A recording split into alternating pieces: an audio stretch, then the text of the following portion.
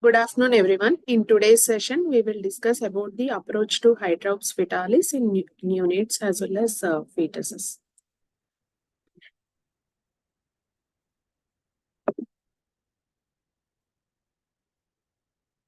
Hydrops Fetalis is a Greek term that describes the pathological extracellular fluid accumulation in fetal soft tissues and serous cavities. So, according to the definition, Hydrops Fetalis is the presence of more than two abnormal fluid collections in different body cavities like pleural cavity, peritoneal cavity, pericardial cavity, and the skin. So, this is detected by the fetal ultrasound. In this today's session, we will see how to manage the Hydrops Fetalis, fetal management, as well as how to manage a neonate and the types of the Hydrops Fetalis. So, according to diagnostic criteria, first we should rule out the immune Hydrops Fetalis, which occurs due to the blood group incompatibility between the mother and the baby, like RH isoimmunization, as well as ABO incompatibility and other minor blood group incompatibilities. So, first we should do the RH maternal blood group and know the RHD status of the mother. So if that is negative, then we should evaluate for the non-immune Hydrops Fetalis. So the body extracellular fluid accumulation in different cavities is identified by the fetal ultrasound imaging. So if there is an ascites, we can see an echolucent rim encompassing the entire fetal abdomen in the transverse view. If there are pleural effusions, we can see unilateral or bilateral prominent visualization of the lung border. And if there is a pericardial effusion, we can see the fluid which is accumulating around the heart in the pericardial cavity with the thickness more than 2 mm. Skin edema is defined by the subcutaneous edema, which is visible in the ultrasound by a thickness of more than 5 mm.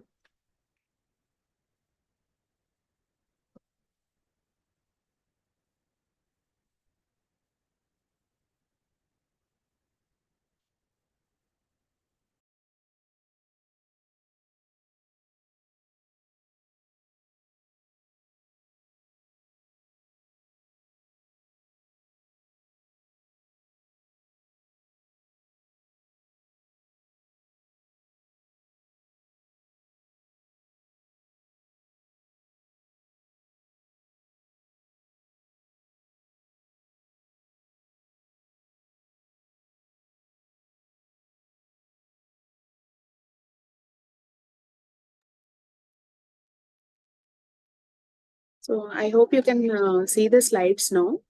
So according to the definition, that is the accumulation of the extracellular fluid in at least two cavities of the fetus, which is detected by the antenatal ultrasound.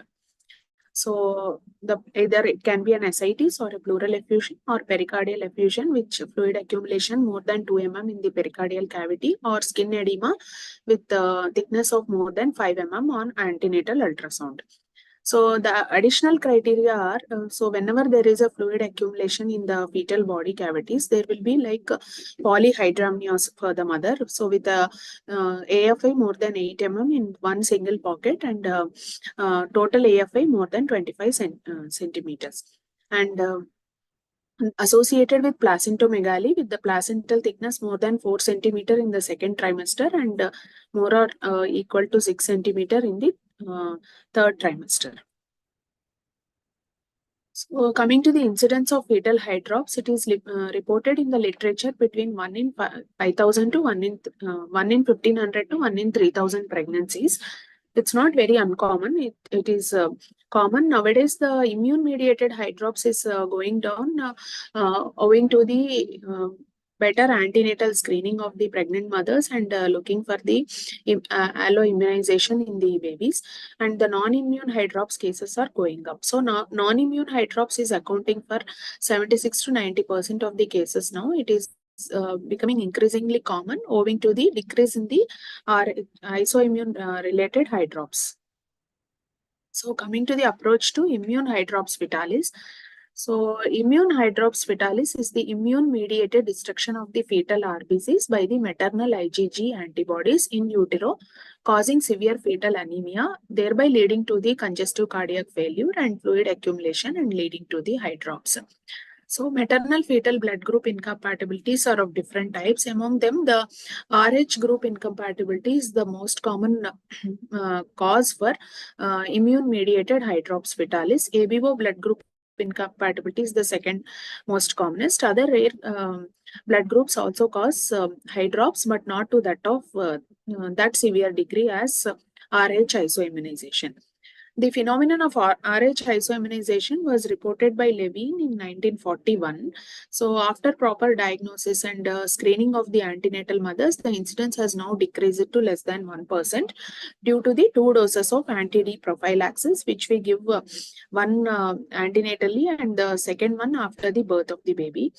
Follow-up of all immunized mothers will be done with serial indirect KIMS titers and Doppler of the middle cerebral artery of the baby. So, but still, even with such good monitoring, some lack of follow-up will be there in particularly in a big country like India, where some of the mothers get missed on follow-ups in rural areas. So, the incidence of the RH negative pregnancies in India is around 10 lakhs, with 56,000 babies per year being affected with the RH isoimmunization, needing double volume exchange transfusion and in some cases DVET and phototherapy in many of the cases. So the antigens that make up the RH system are the D, C, and E antigens. So RH-D immunization is the commonest, and C and E also contribute to the immunization. Other red cell antibodies that are now commonly associated with immune hydrops are KEL, Duffy, Lewis, SCID, M and S antigens, but these are all very less common compared to the RH and ABO group incompatibilities. KEL isoimmunization is the most common mechanism for causing anemia due to the erythroid suppression rather than the hemolysis.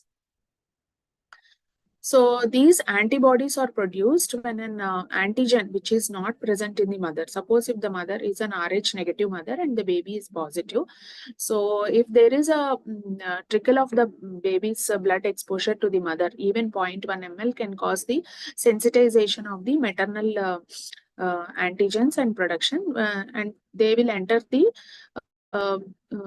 fetus and lead to the production of antibodies and reaction in the baby.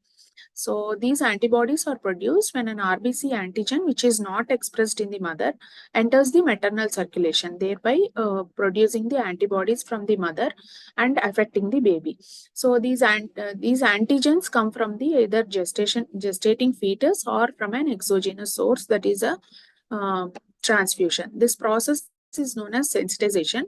First trimester RH isoimmune mother carries 16% risk of stimulating the her maternal immune system to produce anti-D antibody.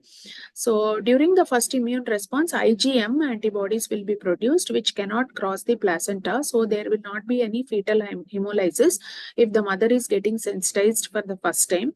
In the subsequent pregnancy, if the fetus is by chance again RH positive, more rapid immune response occurs and high titers of anti-D IgG antibodies will be produced, which rapidly cross the placenta and cause profound fetal hemolysis and anemia. So this is the diagram showing the first the baby's circulation and the maternal circulation. So first the baby's antigens will cross the through the cord and will go into the maternal circulation. If mother is having an RH negative blood cell, she is first time getting exposed to the fetal RH positive blood cells. So then in the maternal circulation, the anti-RH antibodies will be produced, and subsequently in the next pregnancy, the more robust immune response will be there, and these maternal antibodies cross the placenta and attack on the fetal RBCs, thereby producing a brisk immune response and causing the fetal hemolysis and anemia. So in this immunoglobulin IgG, we can see the different antigen binding sites on the light chain as well as the heavy chain. mechanism of RH isoimmunization. Coming to the risk factors for maternal fetal hemorrhage during pregnancy. So what are the risk factors? Supposing the mother had previous and spontaneous or elective abortion, or a previous transfusion with D positive blood, or a needle which is contaminated and used with the same and given an RH negative blood, and if she had previously undergone any amniocentesis or chorionic villus sampling, was there an antepartum hemorrhage and fetal blood sampling, ectopic pregnancy, even blunt abdominal trauma, any previous intrauterine fetal demises, or abruption of placenta, placenta previa, cesarean delivery, all these are risk factors for the exposure of the maternal blood to the D positive blood of the baby. So in the subsequent pregnancy, the brisk immune mediated response will occur. Even 0.1 to 1 ml of RH positive blood is enough to trigger the antibody production in the mother. So coming to the risk of isoimmunization, after first trimester abortion, the risk is around 2%. After mid-trimester MTP, it is around 4 to 5%. So at term, after delivery of a baby with RH incompatibility, it is around 16%. At the time of delivery, 7% will develop anti-D antibodies by the 6 months after delivery, and another 7% will get sensitized. They develop anti-D slowly and have very low titers, which becomes detectable and measurable in next pregnancy. That means a mother who is delivering an RH positive fetus, 16% of the mothers will produce antibodies in the second pregnancy. For ABO incompatibility, this ratio is around 1.5 to 2%. If there is an RH incompatibility along with an ABO incompatibility, this confers a substantial production against developing RHD isoimmunization. So that means if the mother is O negative and the baby is B positive, then it will be like they are having both OB incompatibility along with RH incompatibility. So then the percentage of severe reaction in the next pregnancy will be slightly lesser, because that leads to decrease in number of production of antibodies due to neutralization. So the maternal anti-D IgG antibody attaches itself to the Rh antigen which is present on the fetal cells, causing the chemotaxis of phagocytes, and then these RBCs will be shifted to the fetal spleen, where the destruction and hemolysis of the fetal red cells will occur. So whenever there is any anemia, the bone marrow will produce increased fetal erythropoietin. Fetal bone marrow gets stimulated to increase the red cell production. So after a few months of this hemolytic process, the marrow capacity will get exhausted. Then extramedullary erythropoiesis begins, which leads to the red cell production in other organs like liver, spleen, kidney, and adrenal glands. This can be seen in the baby as visceromegaly. Fetal RBCs at these sites. So the release of the immature RBCs from the marrow and other sites of erythropoiesis production leads to the appearance of immature nucleated RBCs in the circulation, which are known as erythroblasts. That's why the synonym for this RH isoimmunization is also called as erythroblastosis fetalis. Okay, so the IgG antibodies against the RH negative maternal antibodies following alloimmunization, these antibodies bind with the RH positive fetal RBCs, and then there will be extravascular hemolysis in spleen and destruction of RBC precursors. So what this will lead to? This will lead to increased bilirubin production, which is most common, and jaundice, and in some cases, if untreated, it will lead to the bilirubin-induced neurological dysfunction, that is kernicterus. Ongoing hemolysis and marrow suppression can lead to late onset anemia. So even up to 3 months also, they will be having decreased reticulocyte count and high risk for anemia in the up to the 3 months period. Extramedullary hematopoiesis will be seen as hepatosplenomegaly.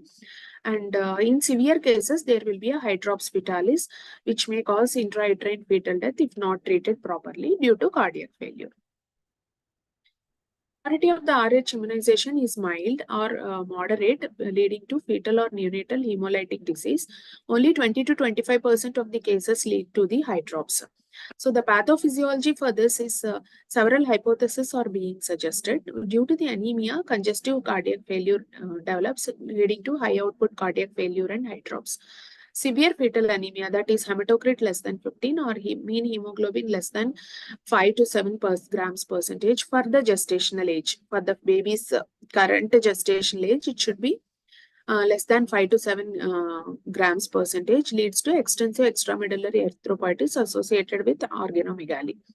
And there will be a distortion of intrahepatic architecture resulting in portal hypertension and placental edema and placental hypoperfusion. That is why placental edema and increased placental thickness occurs. Deteriorating hepatic synthesis, liver dysfunction, and hypoalbuminemia ensues, adding to the generalized edema, anasarca, and pleural and pericardial effusions.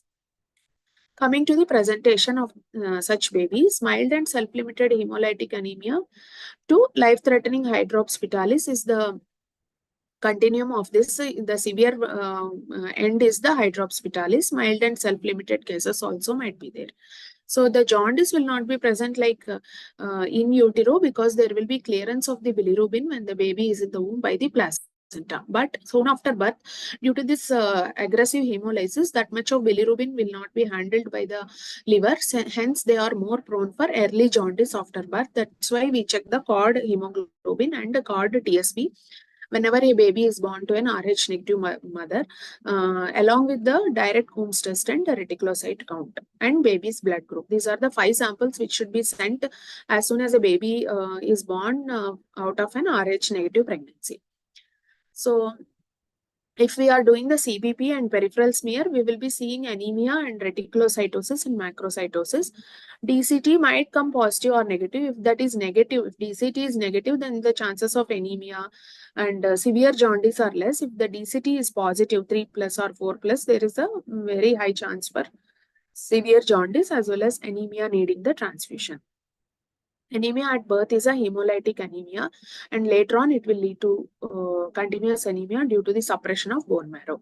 Late hyporegenerative anemia can persist up to 3 months of birth. The low serum erythropoietin levels and the reduction in reticulocyte count contribute to this anemia. So, coming to the management of Rh isoimmunization related Hydrops Fetalis, it can be broadly divided into 3 different categories: antenatal management, delivery room management, and postnatal management. So, antenatal management, main thing is anti-D prophylaxis to be given to all non-immunized Rh negative women. We will see when to evaluate and when to give the anti-D, and serial monitoring of the middle cerebral artery peak systolic velocity for diagnosing the fetal anemia, and early detection of the features of hydrops by doing the ultrasound scan, and if needed, intrauterine transfusion. Delivery room management. Suppose we are going to attend the delivery of a baby who is having hydrops, then we should have blood, O negative PRBC ready before the delivery itself. And if we are anticipating hydrops in a baby, there should be 2 to 3 trained personnel who are trained in doing the intubation and for draining the pleural fluid and the paracentesis, fluorocentesis and paracentesis, and we should resuscitate the baby according to the NRP. Thoracocentesis and paracentesis should be done immediately, because that that will only relieve the baby and help in maintaining the saturations and the heart rate. Delayed cord clamping can be allowed if the baby is stable to improve the hemoglobin percentage. So postnatally, once the baby has been stabilized, we should send all these samples: hemoglobin, hematocrit, bilirubin, blood group, and sample for cross-matching.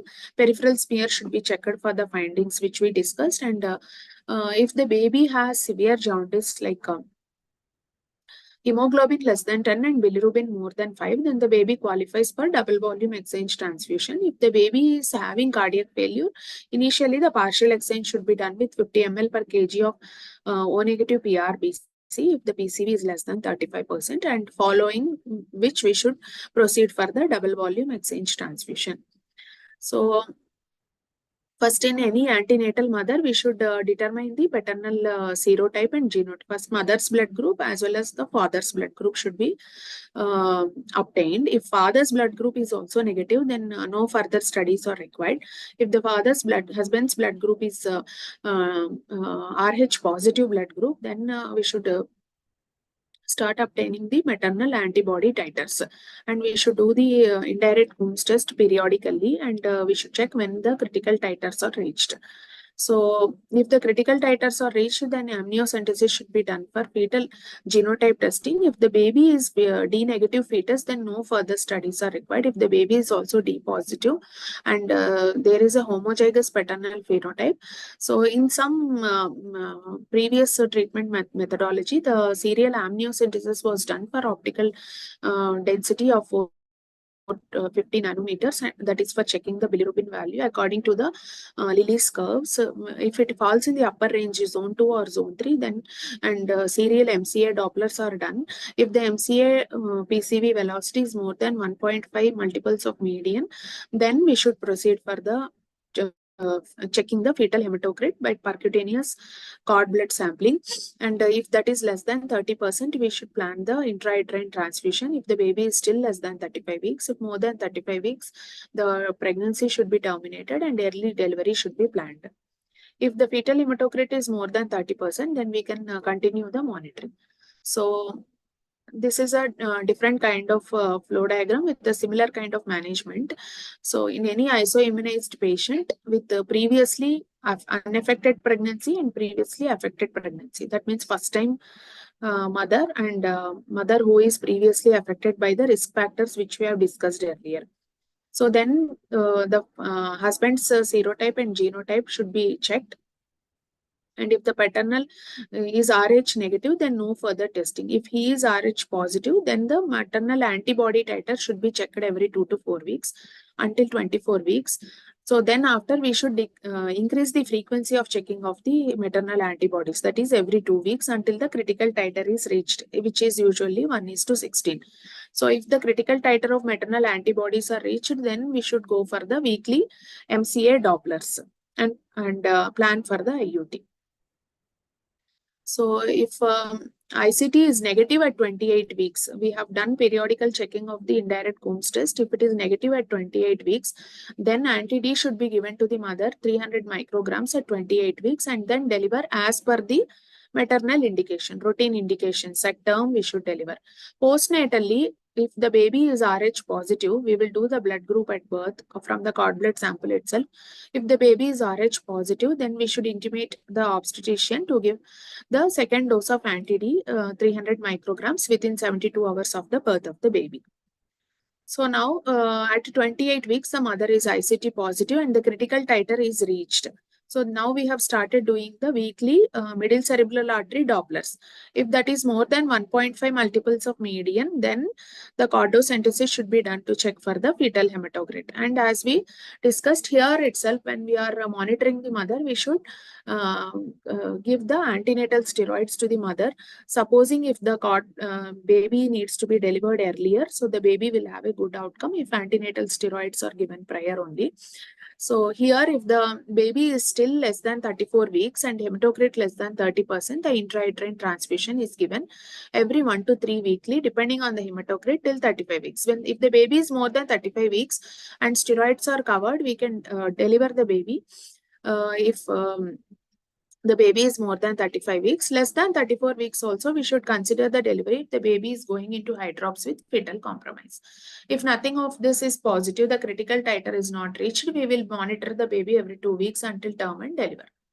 So if the baby is having the fetal, if the fetus is having anemia or hydrops, then we should arrange O negative PRBC for DVT. So in either of the cases, if the fetus is having anemia or not, hydrops or not, we should keep the, like if the mother is showing ICT positive with critical values, then we should always keep the blood ready before delivery itself. And only difference is if the fetus is having hydrops, then additional trained personnel are required for doing the thoracocentesis or paracentesis. Otherwise, we can proceed as per the normal NRP resuscitation. Delayed cord clamping should be done, and the cord samples, these samples are sent for the cross matching, and we will check the hematocrit, bilirubin, retic and peripheral smear, and baby's blood group. So if the cord TSB is more than 5 and hematocrit is less than 10, we should proceed for the DVAT after starting the phototherapy, intensive phototherapy, and subsequently we should monitor the serum bilirubin vessels levels, and the phototherapy can be stopped if 2 subsequent values are below the level, and but subsequently also, since it is a baby high risk for jaundice, we should keep monitoring the baby in follow, and hematocrit also should be checked.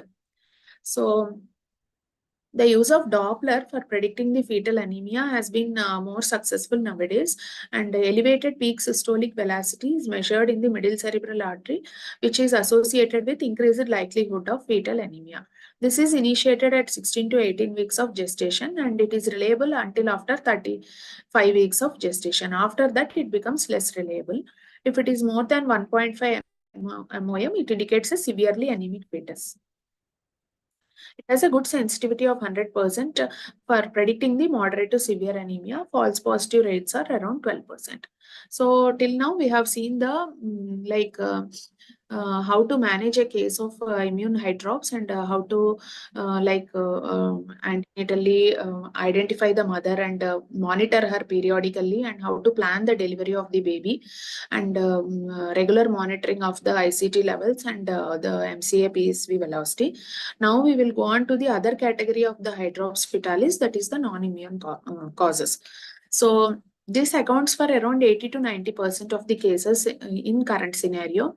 Any other cause which is beside immune cause is can be categorized under non-immune hydrops. There should not be any identifiable circulating antibody to any red cell antigen, and there is no single common mechanism which is responsible for non-immune hydrops. Pathogenesis is associated with failure of the interstitial fluid, the liquid between the cells of the body, to return into the venous system that causes the hydrops. As an end result of an array of disorders, we should be evaluating multiple etiologies before coming to the conclusion of the reason for the non-immune hydrops. So a wide range of organs can be involved. This is a huge list for the causes which can contribute to the non-immune hydrops. We should keep checking one by one. Like coming to the cardiac causes, which are the most common causes for non-immune hydrops. It can be any congenital heart disease like Epstein's anomaly, pulmonary atresia, coarctation of aorta, hypoplastic left heart, AV canal defects, left-sided obstructive lesions, premature closure of the foramen ovale, or cardiac tumors, cardiomyopathies, cardiac arrhythmias, supraventricular tachycardia, heart block, and Wolff-Parkinson-White syndrome. Any cardiac pathology can contribute to hydrops. Similarly, genetic syndromes like trisomy 13, 18, and 21, Turner's, Noonan's syndromes can contribute to the non-immune hydrops. Coming to the hematological part, alpha thalassemia contributes to severe hydrops in the fetus, and feto-maternal hemorrhage and G6PD are the other causes. Coming to the infections, intrauterine infections, parvovirus, cytomegalovirus, syphilis, Coxsackie virus, all the Torch group of viruses can cause the non-immune hydrops, which should be kept in mind when we are evaluating the baby. Any thoracic abnormalities like congenital cystic adenomyoid malformations, chylothorax, diaphragmatic hernia, mediastinal tumor, and skeletal dysplasias can contribute to the non-immune hydrops due to the decreased venous return. Twin-to-twin transfusion causes severe hydrops in the recipient twin, and anemia in the donor twin, and high output failure in the recipient twin. The tumor sacrococcygeal teratomas, hemangiomas, fetal adrenal neuroblastomas, and placental tumors, cystic hygromas, and inborn errors of metabolism, the lysosomal storage disorders, can also cause the non-immune hydrops. Congenital nephrotic syndrome is one of the important causes of non-immune hydrops. So in general, any Hydrops Fetalis which is presenting before 24 weeks is usually due to chromosomal aberrations. Hydrops presenting in the later part of the gestation is due to the structural anomalies, which can be either cardiac or pulmonary. So more than 100 causes or associations of non-immune Hydrops Fetalis have been found. 10 to 20% of the cases can be idiopathic also. It can be broadly divided into these 7 major categories. Among these, cardiovascular pathologies contribute to 35%. We will see the mechanism of action in each of these broad categories. In cardiovascular, due to poor cardiac function, there can be an increase in the left atrial pressure and central venous pressure, which contributes to the increased interstitial fluid accumulation and hydrops. In chromosomal anomalies, most of these trisomies are associated with cardiac anomalies. They also have lymphatic dysplasia and abnormal myelopoiesis, which contributes to the hydrops. In hematological parameters, anemia leading to high output cardiac failure, and hypoxia, which occurs as a result of anemia, leads to the hydrops. Intrauterine infections cause, due to the sepsis itself, there might be anemia, and due to sepsis mediated release of the inflammatory markers, there will be endothelial cell damage and increased capillary permeability, leading to hydrops. In thoracic masses like CCAM and any mass lesions, there will be decreased venous return due to vena cava obstruction and leakage of the fluid into the interstitial spaces. In twin to twin transfusion, there will be anemia in the donor twin and high output failure in the hypervolemia in the recipient twin due to increased cerebral venous pressure. And urinary tract anomalies lead to urinary ascites. Congenital nephrotic syndrome contributes to the non-immune hydrops due to the hypoalbuminemia, which is associated with it. Gastrointestinal masses also cause obstruction of venous return. Lymphatic tumors also cause the same. In general, tumors cause anemia, high output cardiac failure, and hypoproteinemia. In IEM, there will be a visceromegaly, impaired venous return, and anemia.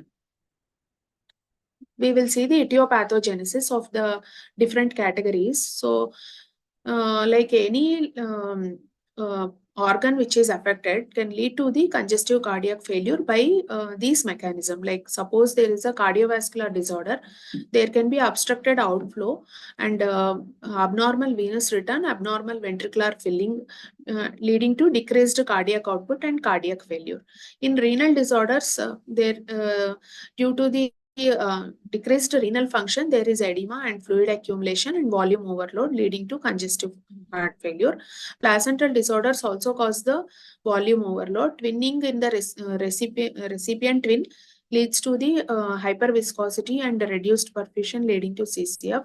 Donor twin will go into anemia, hypoxia, increased oxygen extraction, and increased cardiac output, leading to CCF. So both the twins are at risk for hydrops. And infections also cause the same hydrops through same mechanism. IEMs, in addition to this anemia, they will also end up in liver failure and land into CCF. In gastrointestinal disorders, there may be a protein-losing enteropathy, which cause low plasma oncotic pressure and reduced lymph flow and increased central venous pressure, leading to the fluid accumulation.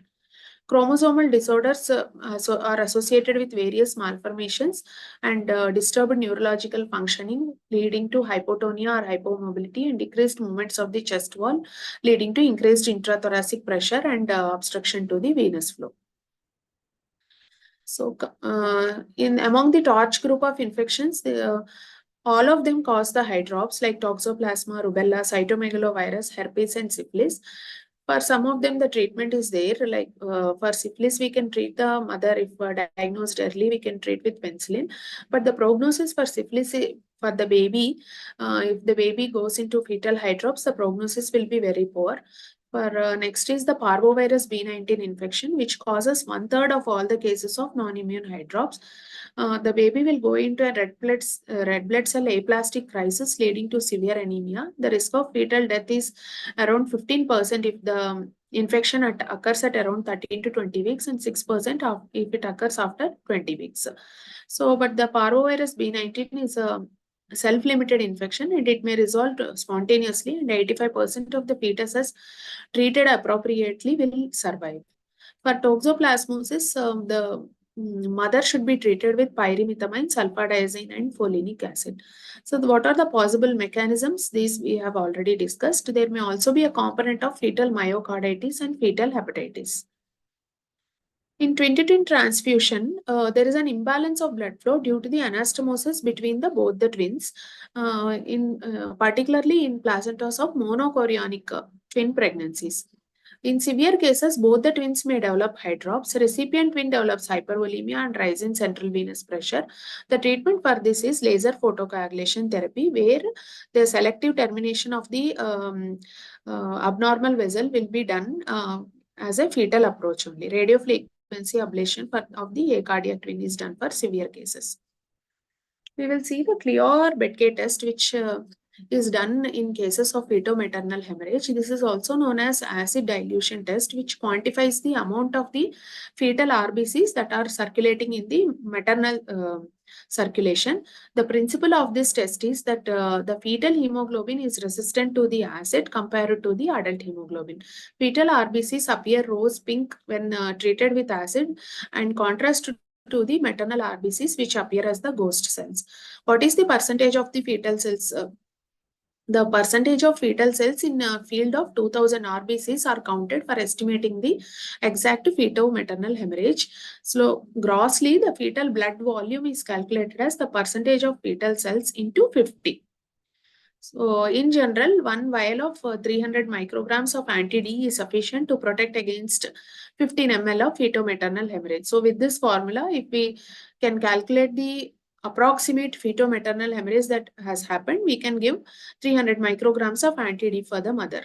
For severe feto-maternal hemorrhage, additional 10 micrograms of anti-D for each 0.5 ml of feto-maternal hemorrhage additional is given as determined by the KB test. Recently, the KB test has been replaced by more accurate flow cytometry in many labs for estimation of the feto-maternal hemorrhage. Now, let us see we have seen till now the different causes which will cause the non-immune hydrops and the mechanism of occurrence of hydrops in the different categories.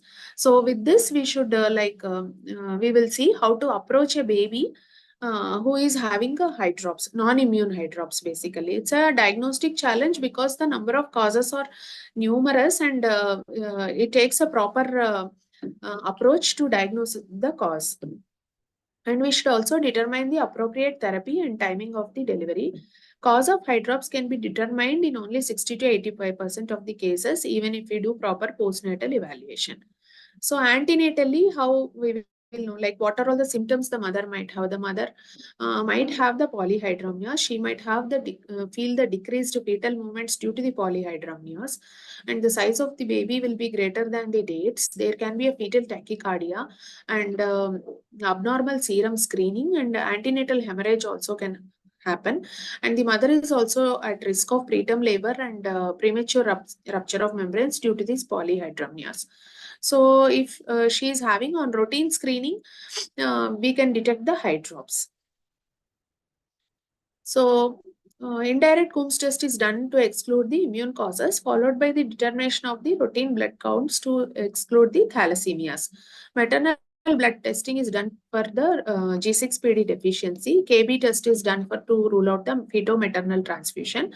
Torch screening should be done, and other infection screening should be done during the pregnancy.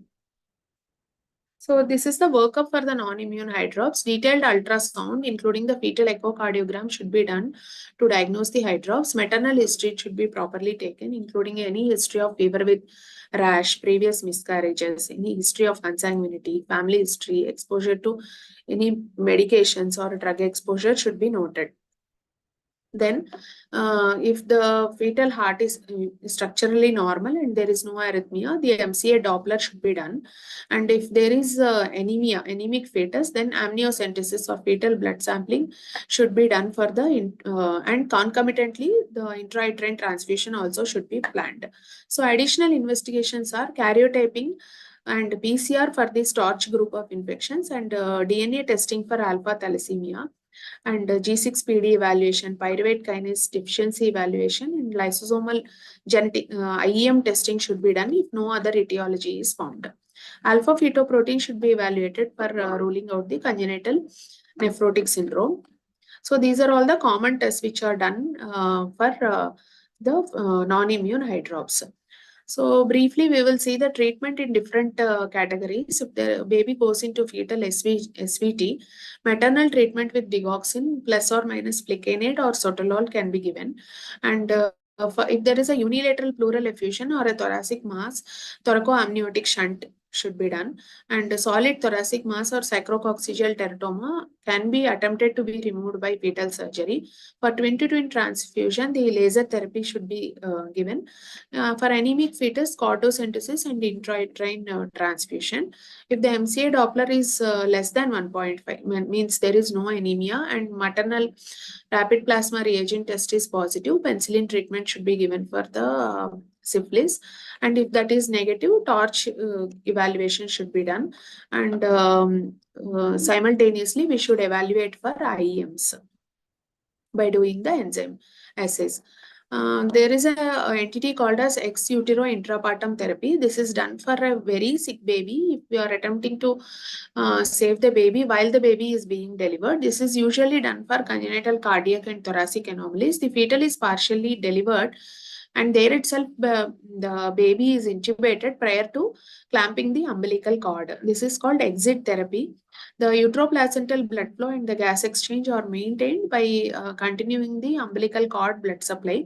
But this needs this is a very extensive approach and needs a multidisciplinary team support, and this is also associated with increased maternal bleeding and need for blood transfusion for the mother. This can be done for non-immune hydrops in which the congenital cardiac and thoracic anomalies are suspected and the baby is very unstable. So if there are any placental or umbilical cord lesions, intrauterine embolization or endoscopic laser coagulation of the feeding vessels can be attempted. Now we will see the ultrasonographic images of the fetus. So this is an actual image of the fetal skull showing the scalp edema. So here just outside the skull, we can see the edema of the scalp which occurs due to the hydrops. Then this is the actual image demonstrating the abdominal ascites. We can see here the fluid accumulation surrounding the abdominal wall surrounding the liver in a fetus with immune hydrops.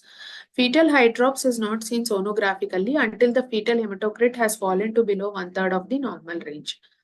So this is a sagittal image of the fetal skull demonstrating edema of the scalp. We can see the face of the fetus in case of immune hydrops. Similarly, hydrocele can be an early manifestation in hydrops. So this is an actual image of abdominal ascites in a fetus with immune hydrops. So here we can see the pericardial effusion around the cardiac chambers. So in a fetal echo, in a case with immune hydrops, consider fetal heart rate monitoring for 12 to 24 hours if fetal arrhythmia is suspected. So what are all the things which we will evaluate once a baby is born and is having hydrops? So physical examination first we will do. We'll stabilize the baby and then echo should be done to look for the cardiac structural anomalies. Ultrasound of the head and the abdomen, Tokachi screening, chromosomal analysis sample should be collected. CBC, baby's blood group and KIMS test, liver function test should be done to look for hypoalbuminemia. Urine analysis should be done for urine proteins. And analysis of ascitic fluid should be done and radiographs need to be taken. In the event of a neonatal demise, we should collect some samples. We should send the placenta for autopsy, collect the fetal DNA, do the skeletal survey and fibroblast culture, and get some samples for frozen tissue and immunohistochemistry and biopsy. So what are all the complications of fetal hydrops? Because of the polyhydramnios, she can have a supine hypotension syndrome. She might go into preterm labor and will have preterm premature rupture of membranes. There is an entity called mirror syndrome or Ballantine syndrome in which there will be a generalized maternal edema, often with respiratory involvement. But in contrast to the preeclampsia, the mother will have expanded intravascular volume with hypoalbuminemia in 55% and anemia in 40% of the cases. She'll have new onset hypertension. There will also be a hyperplacentosis. So what will be counsel the family? What will be the prognosis of the baby? Depending on the underlying cause of Hydrops Fetalis, the gestational age at onset and the gestational age at the baby was delivered, and whether pleural effusion is present or not, we can prognosticate the non-immune hydrops. Pleural effusion and polyhydramnios prior to 20 weeks of gestation are poor prognostic signs, and these babies are at increased risk for pulmonary hypoplasia and PPROM or preterm birth. Among live-born infants with Hydrops Fetalis, the survival rates are around 50 to 60%, provided the cause is identified and treated. Recurrence risk, if that is a sporadic case in which the hydrops has occurred, like congenital heart disease or parvovirus infection, there will be a less chance for recurrence in the subsequent pregnancies. Then we can reassure the family about the same. If that is a genetic cause like IEM, then the family needs to, both of the parents need to get further evaluated. And in alpha thalassemia also, there is a high risk for recurrence in subsequent pregnancy. So then also their parents need to be evaluated. Appropriate genetic counseling and exome sequencing should be done and proceeded further. So we will see some of the invasive diagnostic methods. Previously, invasive methods were used to diagnose the alloimmunization. The critical titer levels indicate the high risk of fetal anemia, that is more than 1:16 for anti-RHT and more than 1:8 for anti-KEL antibodies. Serial amniocentesis is done for bilirubin levels to estimate the severity of hemolysis. Spectrophotometry was done then to quantify the serum bilirubin level, which is expressed as a change in the optical density at a wavelength of 450 nanometer. These values were plotted on the Lilly's curve or the Queen Anne's curve in less than 27 weeks gestation fetuses to predict the fetal anemia. So this is the Lilly's curve in which the according to the gestation of the fetus, the bilirubin values are plotted at optical density of 450 nanometers, and we will check whether it is falling in the high risk category.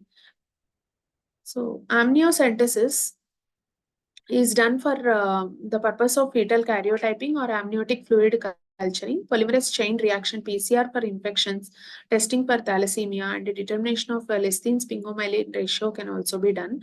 Fetal liver function and metabolic testing can be done if indicated. In cases of recurrent non-immune hydrops, we should test for IEMs, that is storage disorders such as Gaucher's disease, gangliosidosis, sialidosis, beta-glucuronidase deficiency, and mucopolysaccharidosis. Enzyme analysis and carrier testing should be done for both the parents, and analysis of fetal or neonatal blood or urine should also be attempted, and histopathological examination of fetal tissues when needed. Karyotyping can be performed with chorionic villus sampling also, or with the fluid obtained from one of the fetal cavities.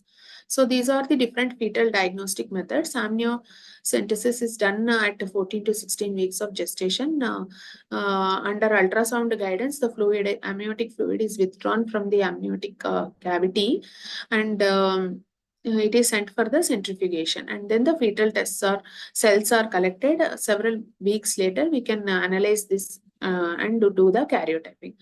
Chorionic villus sampling is done a bit earlier, around 8 to 10 weeks, and the samples can be sent for the karyotyping. So this is done in cases where genetic causes of hydrops are suspected. Percutaneous umbilical cord blood sampling, when we have serially monitored the MCA PSV velocity, and if that is more than 1.5, then we should go for the percutaneous umbilical blood sampling. In the same setting, we can do the intrauterine transfusion after obtaining the hematocrit values. So before that, first MCA Doppler should be done, then diagnostic and therapeutic is percutaneous umbilical blood sampling. So when we are going to do an umbilical intrauterine transfusion, then the mother should be shifted to a tertiary care center where there are trained perinatologists to perform intrauterine transfusion, and there should be a tertiary care NICU as well. So arrangements to perform the PUBS and if possible intrauterine transfusion should be done as rapidly as possible. Steroid coverage should be done if the mother is between 24 to 34 weeks to decrease the complications of prematurity. And if the baby is too small and is having severe hydrops, then the possibility of elective termination also should be discussed with the parents. So the main indication for intrauterine transfusion is fetal anemia due to RH alloimmunization and non-RH alloimmunization, parvovirus B19 infection, chronic fetomaternal hemorrhage, alpha thalassemia, twin-to-twin transfusion, and twin anemia polycythemia sequence. So if signs of hydrops should be present and the MCA PSV should be more than 1.5 and hematocrit should be less than 30%. It can be done in babies between 18 to 35 weeks of gestation. The RBC should be fresh, collected within the last 7 days, and it should be irradiated and leukodepleted. Irradiation is done to prevent the graft versus host reaction, and leukodepletion is done to remove the CMV infection. And O negative cross-matched with maternal plasma blood should be taken to avoid the minor antigen incompatibility, and it is tightly packed to reach a final PCV of 75 to 85. The blood which we are going to give should have a packed cell volume of 75 to 85% to avoid volume overload in the fetus. The mother should be fasting for 6 to 8 hours and should be started on prophylactic antibiotic, and the procedure should be done in the operation theater, where the immediate delivery can also be expedited, supposing she goes into preterm labor or the baby becomes unstable. The intrauterine transfusion can be done via three areas: intraperitoneal, via the umbilical cord, or via the intrahepatic portion of the umbilical vein. Umbilical vein is generally preferred. What is the volume to be transfused? So fetoplacental volume. Fetoplacental volume is calculated by fetal weight by ultrasound into 0.14. Fetoplacental volume into final hematocrit minus initial hematocrit by hematocrit of the transfused blood. The final hematocrit should be assumed to be targeted to be around 40 to 50%. That is around 10 to 20% more than the baby's hematocrit. And the hematocrit of the transfused blood we already kept at 75 to 85%. So post any intrauterine transfusion, sonographic monitoring should be continued depending on the gestational age. Daily fetal testing with non-stress test or biophysical profile is reasonable for all potentially viable fetuses. If there is a resolution of hydrops, then the testing can be decreased to twice weekly. And the fetal growth should be monitored every 2 weeks. So the pregnancy should not be allowed to continue beyond 37 to 38 weeks. When she reaches term itself, the delivery can be planned. Premature delivery is indicated if the hydrops is not improving even after the procedure, if the fetal testing is non-reassuring despite correction of the fetal anemia. Delivery by cesarean section is preferred because of the risk of soft tissue dystocia associated with hydrops, and to minimize the chances of maternal and fetal trauma. Trial of labor may be reasonable in cases of fetal anemia which have been adequately corrected and in which the hydropic features improve in the babies. So 80% of fetuses with immune hydrops may successfully deliver vaginally if they are carefully monitored. So coming to the management of a baby with non-immune hydrops, these babies tend to have hypoplastic lungs, hyaline membrane disease. They already have the pleural effusion, pulmonary edema, at risk of sepsis, perinatal depression, delayed cry at birth, hypoxia, or acidosis. So as we are already prepared for receiving this baby, so a team should be ready to do immediate intubation and supportive care in all the infants. So then the baby should be ventilated, and cautious use of inotropic agents, diuretics, and blood products. Albumin should be used to maintain the intravascular volume and preserve the cardiac function without fluid overload or soft tissue edema. The weight for these babies will be taken 50% of that gestational age weight, that is the dry weight of the baby should be taken for calculating the fluids. High frequency ventilation and high airway pressure settings will often be needed to achieve adequate oxygenation. So the umbilical line should be secured immediately, and it will help in the administration of different inotropes and for frequent sampling and monitoring of the blood gases as well as monitoring the arterial and venous pressures. So once the neonate is stabilized, then we should evaluate for the appropriate cause by doing the other hematological, echocardiographic, and radiological investigation. Sepsis should be ruled out. Karyotyping should be done, and the placenta should be sent for histopathology and culture. Specific treatment is initiated based on the underlying etiology, and subspecialty opinion and intervention should be utilized wherever it is needed. Geneticist opinion should be taken if genetic cause is suspected. So Other forms of fetal intervention or fetal therapy for non-immune hydrops are like if the fetus is having SVT, we discuss that we can give digoxin administration to the pregnant woman for treatment of fetal anemias. Fetal thoracocentesis performed under ultrasonographic guidance for pleural effusions. Thoracoamniotic shunt is placed if repeated thoracentesis are needed. Open fetal surgical resection of thoracic masses or sacrococcygeal teratomas can be attempted. So these are the other fetal interventions. So now, we are coming to the end of the presentation. So we have discussed the different causes for non-immune hydrops and the etiology for causing hydrops in the same, and how to get prepared for the delivery, and where to do the delivery, and the need for intrauterine transfusion, the procedure for the same, and how to manage a baby post delivery and evaluate the baby. Thank you for listening.